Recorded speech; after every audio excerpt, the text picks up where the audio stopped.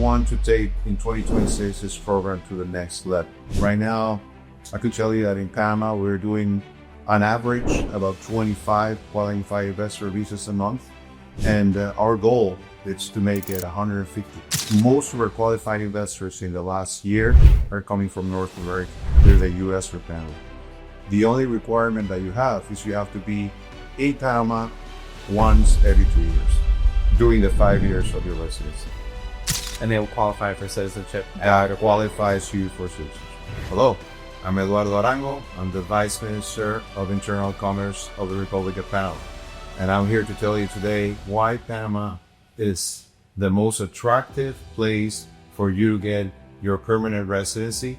We have a great qualified investors program, but most of all, we have one of the best countries in the world. I'm here to tell you why. Well, the qualified investor program started in 2020. I think it was a great idea to get it done to start, but it never promoted well. So even though it's a great program, and I would say one of the best in the world, people don't know about it much. So what we have done in this administration, it's make it our goal to put it out there, to make it known, to have people understand what Panama's all about, what its qualified investor program is all about.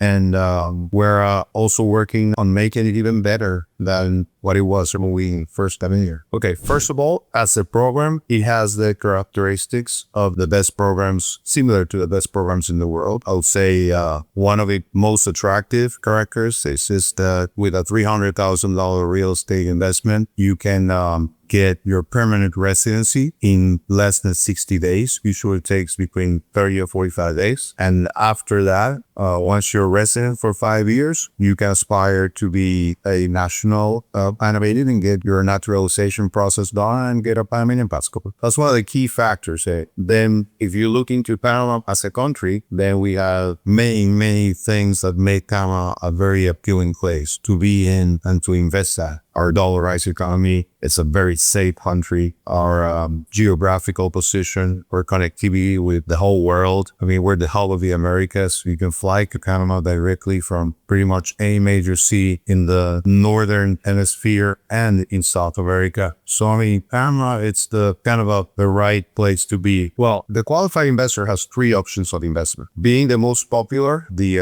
real estate investment, that's why we started talking about that one. But we also have an option where you can invest $500,000 in the stock market on a Panamanian brokerage firm, or you can invest $750,000 in a time deposit in a Panamanian bank. So those are other 2 options that an investor could use to date the residency path. You mentioned you have to do the investment as part of your application. In order for you to send the money to Panama, you're going to go through a very detailed screening process, very strong due diligence process, because Panama has one of the world's strongest banking systems, but it's also one of the most and best regulated banking systems in the world. So in order for you to send funds to Panama, we're going to make sure that we know where those funds come from, that they come from a legal source, that the person who's sending them has no issues with the law. So by the time you apply, you have already been put through a screening process. That's why the acceptance percentage is so high. If we go back all the way to the beginnings of the program, our qualified investors mostly, if you look at the numbers, mostly come from Colombia. There's a good reason for that. I mean, Colombia is right next to us. We're very familiar with Panama. Colombians really like Panama, so we like them too. And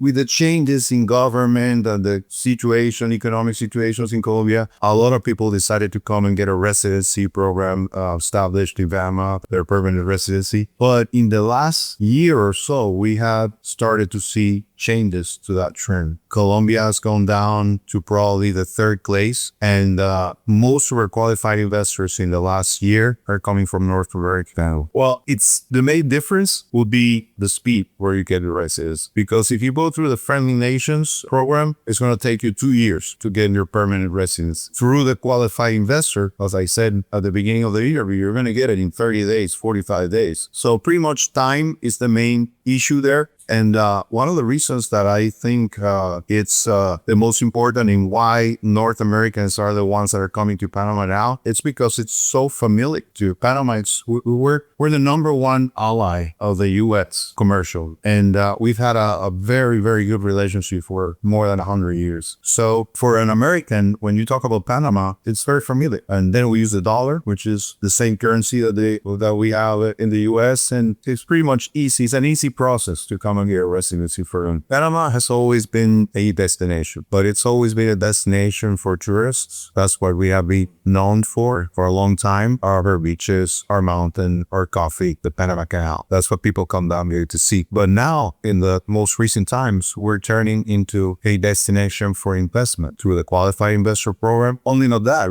we're also trying to bring foreign investment into all kinds of industries. Pharmaceutical, we're trying to bring investment to the logistics sector. So Panama is a destination it's always been, but now for different reasons. It is changing because under the presidency of President Molino, he has made a priority for him to catch back on that big delay, that backlog that we had of files regarding naturalization. For many governments, as you said, several previous administrations, for some reason, I don't understand, they were just not signing the naturalization documents. And very responsibly, but President Molino has taken the necessary steps to start signing those documents. I mean, the backlog was very big, and he's trying to get those old documents signed and then get the new ones done as they come in, so we don't keep on adding to that backlog. But yes, in this administration, we're trying to get that huge delay that we have had in the past reduced. Well, yeah, it is very unique, and that's proof that we take our citizenship very, very serious. I mean, we take it to the highest authority in the country, which is the president of Panama, to sign that document. So just by that, you can tell how important it is for us to give the Panamanian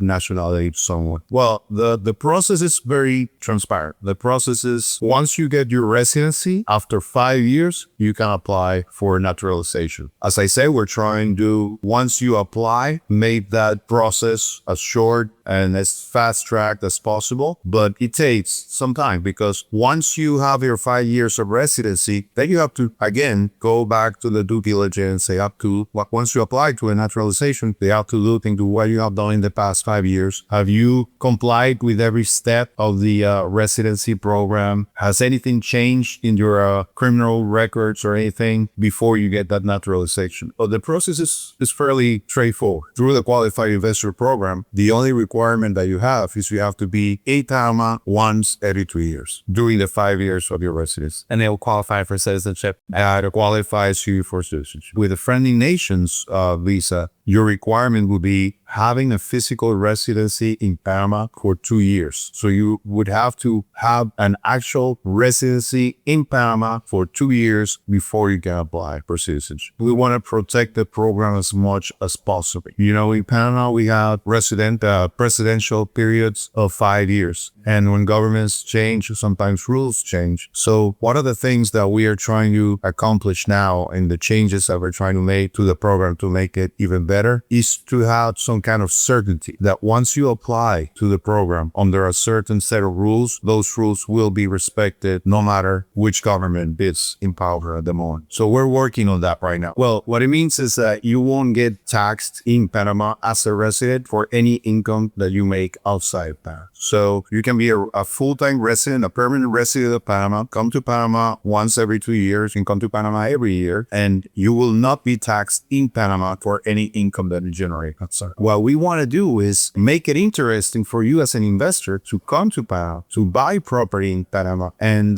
therefore, like I said before, create jobs, create economic movement. But then also, we're so confident that we have one of the best countries in the world, that we know that when you come to Panama as a qualified investor for one time every 2 years, you're going to want to come to Panama a lot more. And you're probably going to use your property more and spend money in Panama. So that's our incentive. That's our incentive for bringing